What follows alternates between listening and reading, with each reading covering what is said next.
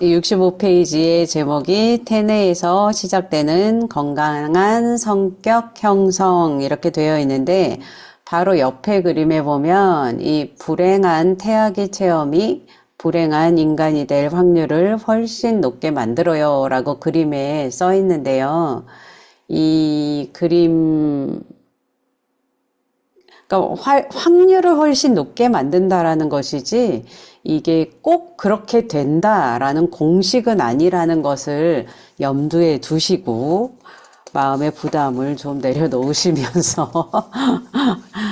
같이 봤으면 좋겠습니다. 이 세례 요한이 엘리사벳의 뱃속에 있을 때 예수님 어머니 마리아가 방문한 것을 알고 뱃속에서 기뻐했다라는 이야기를 하면서 사람의 성격은 뱃속 태아일 때부터 시작된다라고 얘기하고 있는데요. 이 66페이지를 보면 이 태아의 촉각은 수정 이후에 1, 2개월 만에 돌진한 아이만큼 민감해진다고 하고 또 미각과 청각도 이미 형성되어 있다고 합니다. 이 엄마가 아이를 안을 때 대부분의 사람들이 왼쪽으로 아이를 많이 안는다고 하는데요. 이 본능적으로 엄마의 심장 소리를 들려줘서 또 아이가 안정감을 갖게 하기 위한 것이라고 말합니다. 이 68페이지에 보면 임신 4개월부터 생후 2세까지 뇌세포가 가장 빠르게 발달하는 시기라고 하면서 이때 단백질 섭취를 잘하고 또 적절한 자극이 아이에게 주어지는 것이 중요하다라고 이야기를 합니다. 또 이 태아에 대한 어머니의 태도나 또 부모의 결혼 생활 같은 것이 아이의 발달과 성격 형성에 영향을 미친다고 하는데요. 이 결론적으로 말하면 자궁 안에서 태아가 안정감을 누릴수록 태어난 이후에도 자궁과 마찬가지로 이 외부 세계도 안전하고 사랑이 넘치는 곳이라고 느끼면서 성격 형성에 좋은 영향을 미칠 수 있다라는 이야기입니다. 보통 우리 엄마들이 상식적으로 잘 알고 있는 내용이죠. 이 70페이지를 보면 이 스트레스보다 더 중요한 것이 엄마의 감정이라고 하는데요. 그런데 엄마라고 해서 늘 좋은 감정만 느낄 수는 없습니다. 엄마가 스트레스를 받고 우울할 때도 있지만 그 상태가 늘 항상 매일매일이 아니고 기쁨과 유쾌함을 느낄 수 있는 상태로 회복되는 소위 말하는 이 회복 탄력성이 중요하다라는 말입니다. 71페이지를 보면 자기애가 나오는데요. 여기에 나오는 자기애는 부정적 의미의 나밖에 모른다는 이기적인 자기애가 아니라 건강하게 나를 사랑하고 귀하게 여기고 존중하는 마음, 또 자기는 뭐든 할 수 있다라는 자신감 같은 것을 의미합니다. 이 건강한 자기의 형성이 성격 형성에 중요하다고 하는데요. 이 건강한 자기애는 양육자의 반응에 많은 영향을 받습니다. 이 72페이지에 예에 나와 있듯이 엄마 나 예뻐? 라고 물을 때 그럼 우리 새끼가 제일 예쁘지 라는 반응을 보여준다면 아이는 나는 예쁜 아이라는 자아상을 갖게 된다고 하면서 이렇게 반응해 주는 거를 이 미러링, 거울 반사 반응이라고 얘기를 하는데요. 이 미러링을 잘 받은 아이는 이 건강한, 견고한 자기 개념을 가질 수 있다고 합니다.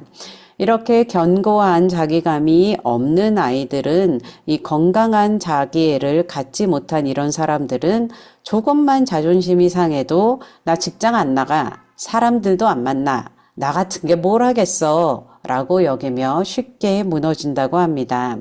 이 73페이지를 보면 이 양육자들이 너무 바빠서 아이들에게 엄마 아빠는 돈 버느라고 바빠, 공부하느라고 바빠, 뭐 논문 때문에 바빠 라고 말하면서 이해를 구하기도 하지만 그것도 좀 성숙한, 좀 잘한 아이들에게나 통하는 말이지 돈이 뭔지, 공부가 뭔지, 논문이 뭔지도 알지 못하는 어린아이들에게는 통하는 것이 아니기 때문에 성장하면서 반응받지 못하는 경험이 계속 쌓인다면 이 아이는 깨어지기 쉬운 자기감을 갖게 된다고 합니다. 이 결론적으로 보면 이 미러링이 잘 안 되거나 부정적인 미러링이 된다면 자기감이 연약할 수밖에 없다는 이야기입니다. 이 74페이지에 한 예가 나오는데요. 그 전에 잠깐 먼저 이 엄마들은 우울할 권리도 없어요 라는 이 부분에 제가 노라고 적어 놓았는데요. 이 문제는 이 엄마들의 권리나 의무의 차원의 이야기가 아니기 때문에 이 말은 적절하지 못하다고 생각해서 그렇게 적어 놓았습니다. 이 박사님께서도 양육자의 감정이나 반응이 중요하다는 것을 강조하기 위해서 이렇게 적으셨다고 생각되는데요. 이 앞에서 말했듯이 우울하지 않는 것이 중요한 게 아니라 그런 상황이 생긴다면 잠시 우울할 수도 있고 화가 날 수도 있지만 그런 상태가 오래 지속되는 것이 아니라 다시 기쁨과 유쾌함을 느낄 수 있도록 회복되는 회복 탄력성이 중요하다는 것을 기억하고 넘어가시면 좋겠습니다. 다시 책으로 돌아가서요. 어릴 때 놀이터에서 놀다가 문득 시선이 느껴져서 돌아보니 저쪽에서 아버지가 자기를 보며 웃고 계셨다. 굉장히 행복했다고, 뭔지 모르지만 뿌듯하고 안심이 됐다고 하는 예가 있는데요. 이런 시선을 받고 자란 아이는 왠지 모를 자신감 또 안정감을 갖게 될 것이라고 예측할 수 있습니다. 이것이 하나님과의 관계에서도 마찬가지라고 하는데요. 사람들은 이 땅의 아버지가 했던 것처럼 하나님 아버지도 나를 그렇게 대할 것이라고 의식적으로든 무의식적으로든 생각하기 때문입니다. 그 76페이지의 중요한 숙제, 대소변 가리기부터는 아이의 발달 단계별로 중요한 과제들이 나오는데요. 이 에릭 에릭슨의 심리적, 사회적 발달 단계를 같이 보면 좋을 것 같아서 이 에릭슨의 발달 단계를 먼저 보려고 합니다. 제일 먼저 이 신뢰 대 불신 단계는 1세 이하의 영아기로 이 프로이트의 발달 단계에 따르면 구강기에 해당합니다. 이 시기는 과연 세계는 신뢰할 만한가라는 존재론적 질문이 제기가 되는데요. 이 양육자가 아기의 기본적인 욕구를 충족해주고 긍정적이고 사랑이 있고 신뢰 가능한 반응을 보인다면 이 아이는 세상은 살만한 곳이라는 신뢰, 그리고 자신도 믿을 만한 존재라는 자신에 대한 신뢰감을 갖게 되고 양육자가 안정된 환경을 제공하지 못하고 아기의 기본적인 욕구를 충족시키지 못한다면 세상은 믿을 만한 곳이 못되고 불안한 곳이라고 여기게 됩니다. 그 다음은 자율성과 수치심의 단계로 이 유아기에 해당하는데요.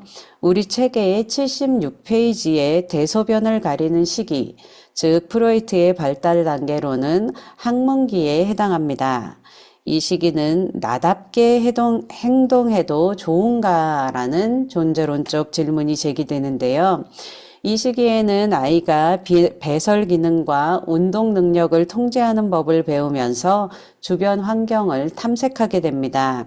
이때 양육자가 안정적인 기반을 제공하고 인내하며 격려하는 반응을 보인다면 아이의 자율성을 높이는 데 도움이 됩니다. 반면 양육자가 너무 무섭고 강하게 훈련시킨 거나 자기 충족적으로 하는 행동들을 금지시키고 못하게 한다든지 비웃는 등의 부정적인 반응을 한다면 아이는 자기의 자율성을 포기하고 필요한 능력에 대해 수치심을 갖거나 하지 못할 것이라는 의심을 갖게 됩니다. 이 교재에는 이때 부정적인 영향으로 강박적인 성격을 갖게 된다고 하는데요. 그렇기에 강박 성격의 가장 큰 특징이 이 강박적으로 반복적으로 손을 씻는다든지 아니면 뭔가 물건들을 각을 맞춰서 정리정돈한다든지 절대적으로 시간 엄수를 한다든지 하는 모습으로 많이 나타난다고 합니다. 그리고 이 시기에 아이는 양육자와 주도권을 가지고 다툼 아닌 다툼을 벌이게 되는데요. 이 강박 성격을 가진 사람들은 이미 주도권을 양육자에게 빼앗겨 버린 경우이기 때문에 이 강박 성격을 가진 사람들은 이 자신의 강박 행동을 포기하지 않으므로 그나마 자기가 주도권을 가지고 있다고 느끼고자 하기 때문에 그러지 않아도 돼, 괜찮아, 그럴 필요 없어 라고 하는 말이 그 사람들에게는 별로 도움이 되지 않는다고 설명합니다. 그 다음에는 주도성 대 죄의식 단계로 3세에서 6세 정도의 미취학 아동기로 우리 책의 77페이지에 오이디푸스 콤플렉스가 나오는 시기인 남근기에 해당합니다. 이 시기는 내가 하고 싶은 대로 움직이고 활동해도 괜찮을까라는 존재론적 질문을 하게 되는데요. 이 시기에 양육자와 미취학 아동의 교사들이 아이들의 시도와 노력에 용기를 북돋아주고 지지해주고 그러면서도 아이들이 현실적이고 적절한 선택을 취하도록 돕는 반응을 한다면 아이들은 어떤 목표를 세우고 수행하는 데 있어서 주도성을 가질 수 있습니다. 그러나 양육자나 교사들이 독립적 활동의 추구를 저해하거나 아이를 바보 같다느니 성가시다느니 하며 깎아내리는 식의 부정적인 반응을 한다면 아이들은 욕구와 원하는 것에 대해 죄의식을 갖게 됩니다. 이때 등장하는 것이 오이디푸스 컴플렉스인데요. 이것은 오이디푸스 신화에서 차용한 이야기입니다. 이 오이디푸스가 신탁에 따라서 결국 자기도 모르게 아버지를 살해하고 어머니를 아내로 맞이했다는 이야기처럼 아이가 무의식적으로 이 남자인 경우에는 아빠를 제거하고 엄마를 독점하고 싶어하고 여자아이인 경우에는 엄마를 제거하고 아빠를 독점하고 싶어하는 경향이 있다는 것을 표현한 말입니다.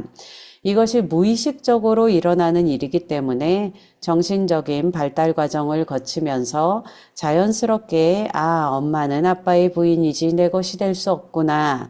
아빠는 엄마의 남편이지 내 것이 될 수 없구나를 깨닫게 되면서 이렇게 오이디푸스 컴플렉스가 해결되지 않으면 이 무의식 가운데 깊은 죄책감으로 남게 된다고 합니다. 그런 예가 이 77페이지에 나오는 30대 여류 화가의 이야기입니다. 읽어보셨다면 잘 이해가 되실 줄 믿습니다. 이 다음은 근면성 대 열등감 단계로 이 초등학교에 다니는 시기입니다. 이 프로이트의 발달 단계로는 잠복기에 해당합니다. 이 시기는 나는 세상 속에서 뭐를 이룰 수 있을까라는 존재론적 질문을 하게 되는데요. 이 시기에 양육자나 부모가 무언가를 만들고 할 수 있게 격려하는 반응을 보인다면 아이들은 일이 끝날 때까지 부지런히 그리고 꾸준히 일을 지속하고 일시적인 즐거움보다는 일을 우선시하는 근면성을 보이기 시작합니다. 반대로 아이들의 노력에 대해 비웃거나 이 처벌받는 그런 반응을 보인다면 이 교사나 양육자의 기대를 충족하지 못한다는 것을 아이가 알게 되면서 자신의 능력에 대해 아이가 열등감을 갖게 됩니다. 이 시기가 책의 80페이지에서 간략하게 언급한 학교에 적응하느라 바빠서 오이디푸스 컴플렉스가 드러나지 않는다고 설명된 잠복기입니다. 이 프로이트는 성적 에너지, 즉 리비도만 중요하게 여겼기 때문에 이 에릭스는 이 단계에서도 발달시켜야 할 중요할 것들이 있다고 인지한 반면 프로이트는 크게 신경 쓰지 않고 넘어간 것 같습니다. 이 다음이 정체성 대 혼돈 시기인데요. 이 사춘기를 포함하는 청소년기로 이 프로이트의 발달 단계로는 생식기로 불리는 단계입니다. 이 교제에도 이때가 되면 호르몬 분비가 증가되면서 다시 오이디푸스 컴플렉스가 수면에 떠오른다고 하는데요. 이 81페이지를 보면 이때의 오이디푸스 컴플렉스는 4세에서 5세 때하고는 양상이 다르다고 합니다. 이 교재에서 오이디푸스 컴플렉스를 좀 길게 다루고 있어서 이것에 대해서는 조금 후에 다루기로 하고 계속해서 에릭슨의 발달 단계를 보겠습니다. 이 정체성 대 혼돈 단계에서는 나는 누구인가? 나는 무엇이 될 수 있는가라는 존재론적인 질문을 하게 됩니다. 이 청소년들은 아이에서 어른으로 넘어가면서 사회에 맞춰 나가는 방식에 대해 역할 혼란이 있는 사고와 감정을 경험하면서 다양한 행동과 활동을 시도하게 되는데요. 이 알바를 시작하면서 다양한 직종의 경험을 하고 또 정치, 종교 집단에 가입한다든지 스스로 기계를 고치려고 해본다든지 하는 일을 하게 됩니다. 이럴 때 사회와 양육자가 지나치게 단호하다면 이 아이는 외부의 희망에 순종하면서 이 자아 탐색을 통한 자기정의, 즉 자아 정체성을 형성하는 데 방해를 받게 됩니다. 이 정체성은 성 정체성까지도 포함하는데요. 이런 정체성 형성은 오랜 시간이 걸리는 일이고 나이를 먹는다고 해서 저절로 생기지는 않습니다. 개인의 특성과 사회의 구조, 양육자와의 관계 등에 따라 훨씬 더 늦은 시간에 완성되기도 하지만 대략 상식선에서 보통 20대까지에서 형성되는 것으로 봅니다. 근데 지금 현대사회에서는 훨씬 더 그게 늦어지는 것 같습니다. 이 다음 친밀감 대 고립감 단계는 20대에서 40대 중반 정도까지의 성년 초기입니다. 프로이트의 발달 단계는 청소년기까지밖에 정의되어 있지 않아서 성인기부터는 따로 규정된 것이 없습니다. 이 시기의 존재론적 질문은 나는 사랑할 수 있는가인데요. 이 정체성이 형성되면 타인과 장기적인 헌신을 준비하게 됩니다. 이 절친한 우정이나 결혼 관계를 통한 친밀한 관계를 형성할 수 있게 되는데 이것이 잘 되기 위해서는 관계에서 요구되는 희생과 타협을 감내해야 합니다. 이 다른 사람과 맞추는 과정이 필요하다는 말입니다. 이 반면에 성숙한 친밀한 관계를 형성하지 못하는 사람은 고립감을 느끼면서 감정적으로 어둠과 공포를 느끼게 됩니다. 이 다음 생산성 대 침체성 단계는 중년기라고 할 수 있는 40대 중반부터 60대 중반 정도까지인데요. 이 시기의 존재론적 질문은 나는 내 삶을 하루하루 소중하게 여길 수 있는가입니다. 여기에 나오는 생산성은 다음 세대를 이끌어가는 것에 대한 관심을 의미하는데요. 이 중년에 있어서 우선시되는 과제는 사회에 공헌하고 미래 세대를 이끌어가도록 돕는 것입니다. 이 사회의 공헌과 미래를 이끌어가는 것은 이 가족을 부양하고 자녀를 잘 돌보는 것을 포함해서 사회 개선을 위해 일하는 것을 의미합니다.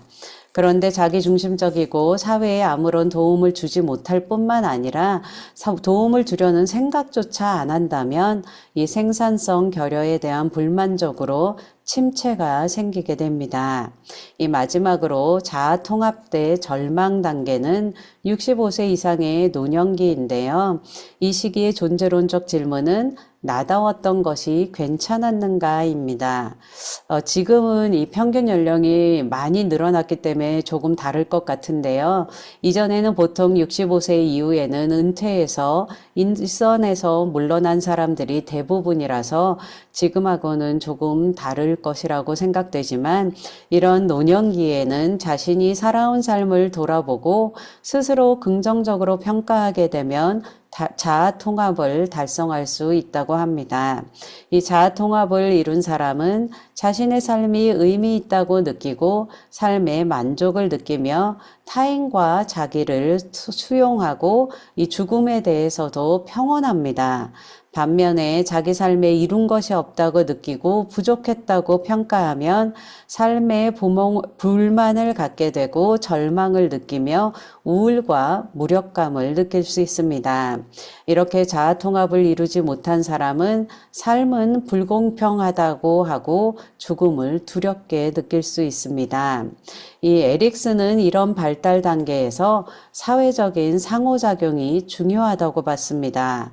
이 처음에 신뢰 대 불신, 자율성 대 수치심과 의심의 단계까지, 즉 프로이트의 구강기와 학문기에 해당하는 3, 4세 정도까지는 양육자와 아이와의 상호작용이 중요하고, 이 주도성 대 죄의식 단계, 즉 프로이트의 남근기에 해당되는 학령 전기인 3세에서 6세 정도까지는 양육자와 다른 가족 구성원과의 아이와의 상호작용이 중요하고, 또 근면성 대 열등감 단계, 즉 프로이트의 잠복기에 해당하는 학령기인 초등학교 저학년 시기에는 양육자 외에도 이웃이나 학교에서의 교사 또는 친구들과의 상호작용이 중요하고, 정체성 대 혼돈 단계인 사춘기를 포함하는 청소년기에는 양육자 외에도 또래들과 롤모델이 되는 사람과의 상호작용이 중요하고, 친밀감 대 고립감 단계인 성인 초기에는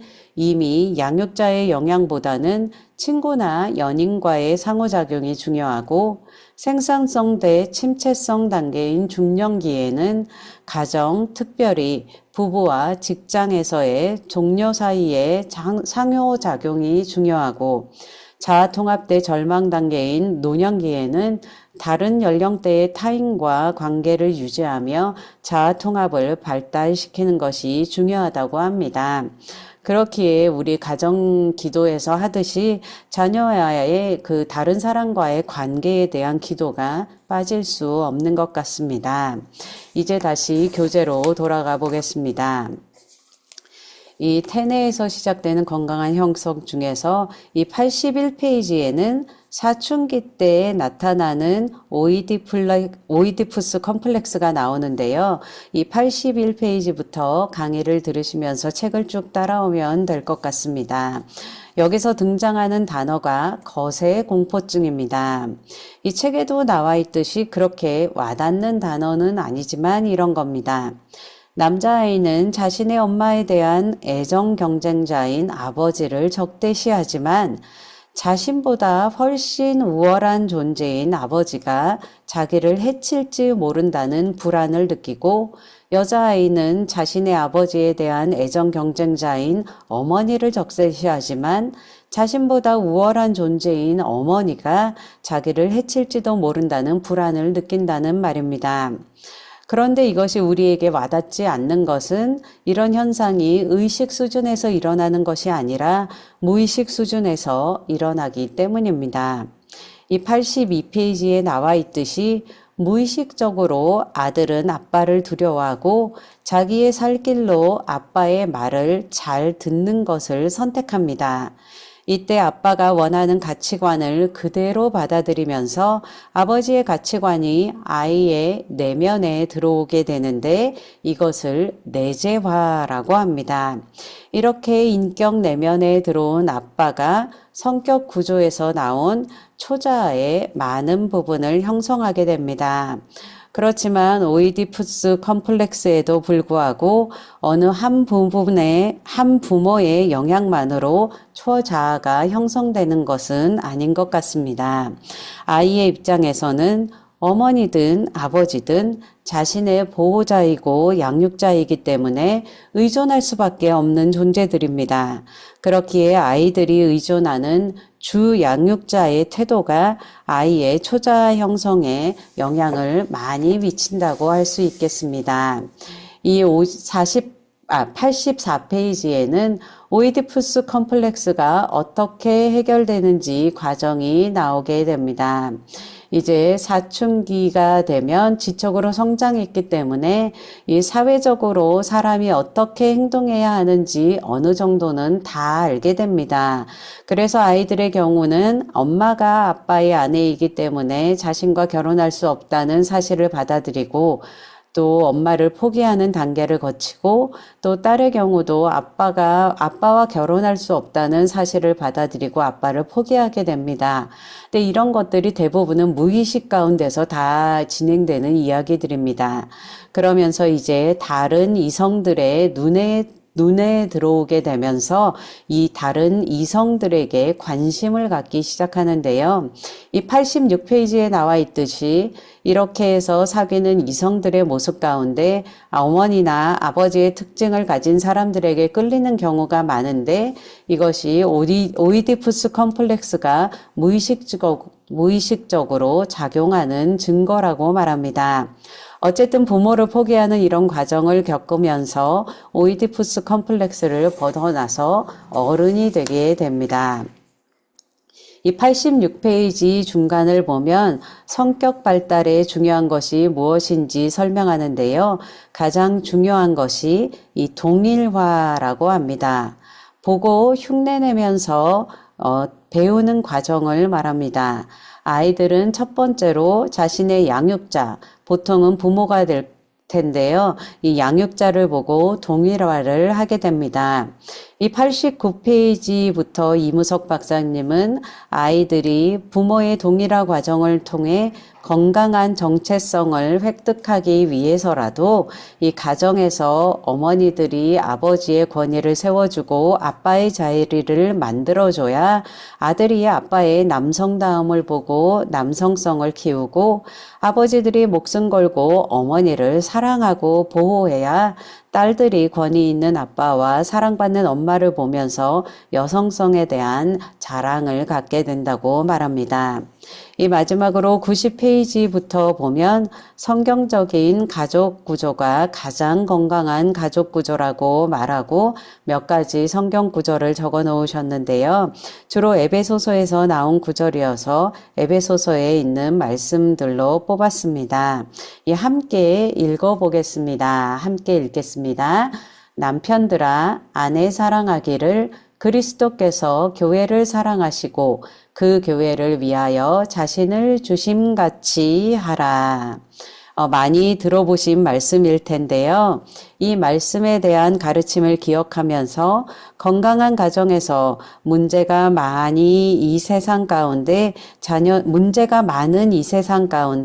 자녀들을 건강하게 양육하실 수 있기를 축복합니다. 이로써 이 강의를 다 마쳤는데요. 성경 구절이 더 많이 있었네요. 이 구절들을 기억하면서 이 책들에 대한 내용을 다시 한번 보면 더 좋을 것 같습니다.